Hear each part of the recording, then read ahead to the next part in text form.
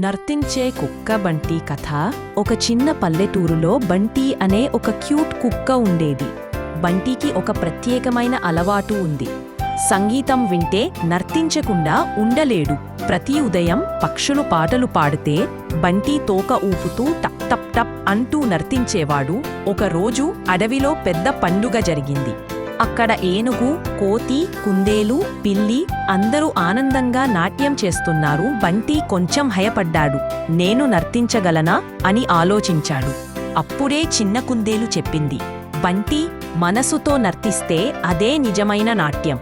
అది విన్న బంటి ధైర్యంగా ముందుకు వచ్చి తనకు వచ్చిన స్టెప్పులతో నర్తించాడు. అందరూ చప్పట్లు కొట్టారు. వావ్ బంటి, ఎంత బాగా నర్తించావు అన్నారు. ఆ రోజు నుంచి బంటి స్టార్ బంటి అయ్యాడు. మనకి నచ్చింది మనసుతో చేస్తే విజయం తప్పకుండా వస్తుంది.